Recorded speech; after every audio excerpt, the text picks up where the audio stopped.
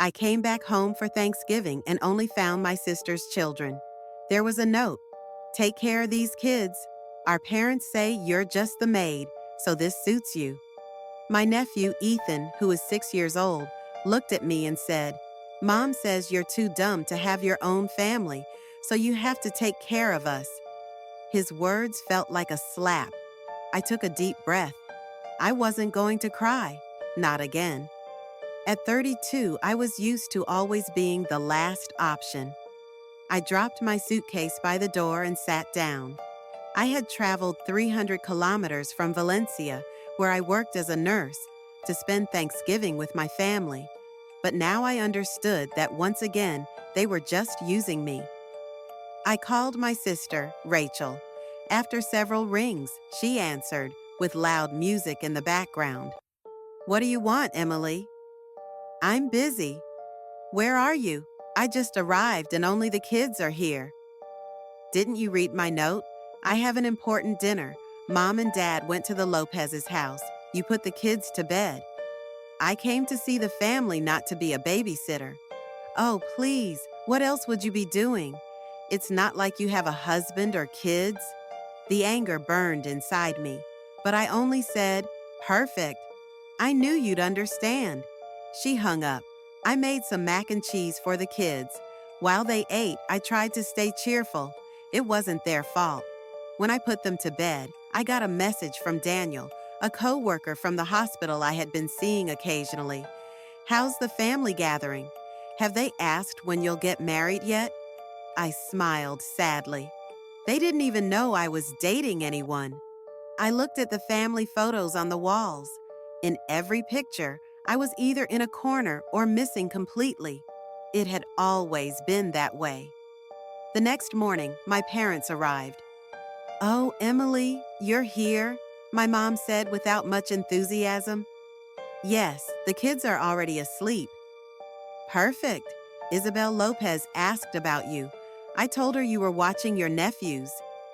You told her they left me as a babysitter without asking? Don't exaggerate. Rachel has an important career and you have flexibility. Flexibility? I changed shifts and owed favors just to be here. You should be happy spending time with the kids. You don't have any of your own. Something inside me broke. Is that what I am to you? A maid? Dad stepped in. Don't be dramatic. You've always been too sensitive. That day, I helped prepare the house for a dinner Rachel had planned. Of course, without asking me. When Rachel and her husband, Mark, arrived, they announced they were moving to the United States and they needed me to come with them for a few months to care for the kids. I don't have children, but I won't be your international nanny either, I said firmly. We'd pay you, Mark added. We know your nurse salary isn't much. I stood up, trembling. It's not about money, it's about respect. I have a job where I save lives, and I have friends who value me. My parents tried to change my mind, Rachel too, but for the first time in years, I said no. I packed my suitcase. As I was leaving, Ethan asked me, why do Grandma and Grandpa say you're not really part of the family? My parents turned pale. What did you say, Ethan? I asked. I heard them say they found you at a hospital when you were a baby, that you're not real. The truth hit me like a bomb. Is it true? I asked in a trembling voice. My mom started crying. Dad nodded. We were going to tell you when you were older, but then it felt too late. Did you adopt me? It wasn't a legal adoption, Dad admitted. We found you at the hospital. A nurse told us your biological mother had abandoned you. I felt dizzy. I looked down at Ethan, who had just repeated what he had overheard. Then I remembered Sarah, my old teacher, the only person who had always treated me like someone special. I called her. I need to see you, now. We met at a cafe. I told her what I had heard. Sarah turned pale. It's time you know the truth. Yes, I knew your biological mother. Her name was Olivia. She was forced to give you up. Her parents were very powerful and covered everything up.